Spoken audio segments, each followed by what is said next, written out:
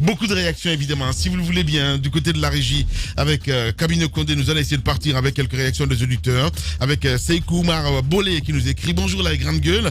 Eh ben, la Guinée est l'illustration de la comédie politique. Comment est-ce qu'ils peuvent organiser tous ces regroupements politiques et nous empêcher de monter à 6 dans un taxi? Campagne clandestine, dommage. C'est un auditeur qui nous envoie ce message. On reste toujours dans le sillage avec Soto aussi qui nous écrit: Papa Kemo Kanté, bonjour Lamine, bonjour à toute l'équipe. Eh ben, pour une question de bon sens et de morale, bien sûr, si ça existe encore dans notre pays, je crois que la main qui a signé ce décret de prorogation d'état d'urgence ne pourra signer un quelconque décret de lancement des campagnes électorales. Voilà, c'est un auditeur qui nous envoie ce message. On reste avec Kadiata Madi Chérif du PNPD. Et bonjour les grandes gueules.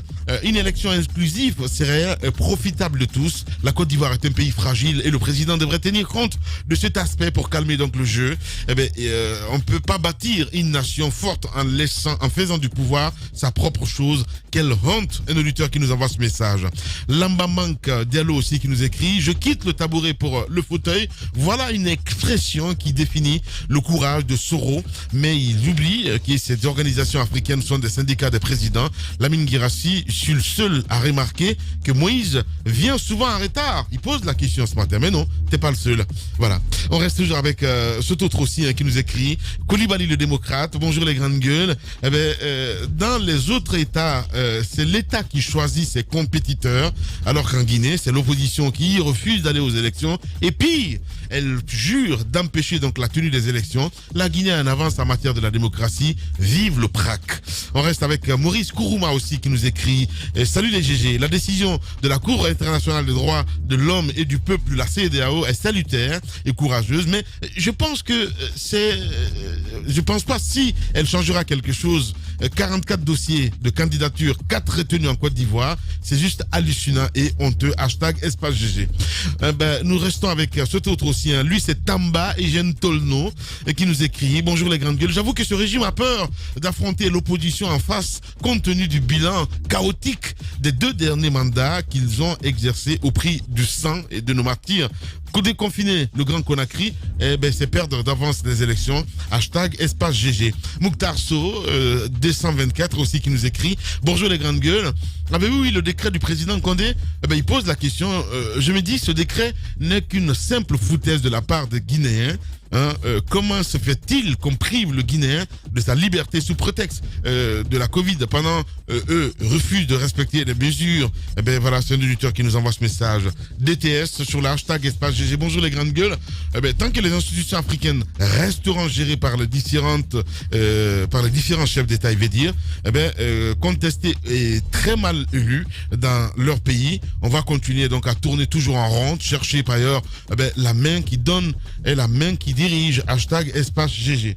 On reste toujours avec Mohamed le politologue maintenant qui nous écrit: bonjour les grandes gueules, l'incohérence de l'État face à la gestion du Covid-19 est notoire. Les mosquées prennent plus de personnes entre les 4 murs que les véhicules qui ne prennent pas. Il faut revenir à la normale pour le transport. Le citoyen lambda souffre et 1500 francs guinéens, c'est bon. Noumou aussi qui nous écrit sur le hashtag espace GG: ces institutions sont là juste pour défendre les présidents et non le peuple. Elles ne sont pas indépendantes. Rappelez-vous des décisions de la CEDEAO sur la prise de pouvoir par l'armée au Mali. Il faut qu'on passe à autre chose. Hashtag espace GG. Peuple frustré aussi qui nous écrit du côté de la Turquie: bonjour les grandes gueules. En voyant donc le cirque politique en Côte d'Ivoire, j'ai l'impression de regarder une Guinée bis. Qu'est-ce qui est pourri? Oui, avec des dirigeants attardés comme les nôtres. On est loin de sortir de l'auberge, qu'on ne soit pas maudit quelque part. Voilà, j'en doute fort. Voilà, c'est le peuple frustré qui nous envoie ce message. Pandi aussi qui nous écrit: bonjour les grandes gueules. En Guinée, on prolonge l'état d'urgence sanitaire comme pour dire que le pays est en danger. Mais on prend le soin d'organiser une élection tout de même, histoire de protéger les intérêts d'une minorité. Voilà toute l'incohérence du pouvoir Condé. Hashtag espace GG. Sekou Cheikh Diakité aussi qui nous écrit: Lamine, à cette allure, comment voulez-vous que le Guinéen croit en cette histoire de Covid-19 et font semblant de protéger l'état d'urgence sanitaire, tandis qu'ils se préparent pour le lancement officiel des campagnes électorales. Abomination, #espace GG. Ils sont très nombreux à nous écrire le matin. On a Lamarana Yemberan aussi qui nous écrit: bonjour les grandes gueules, Alpha fait la politique pour tout, il s'en fiche des conséquences négatives.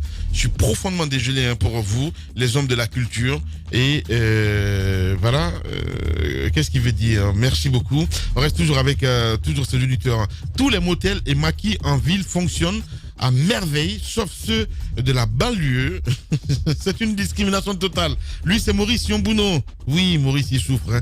Voilà. On reste avec cet autre aussi qui dit: bonjour les GG, Suleiman Konaté du Breka. Comment prendre au sérieux un gouvernement qui décide de proroger l'état d'urgence sanitaire pendant qu'ils organisent des meetings et des concerts à travers le pays?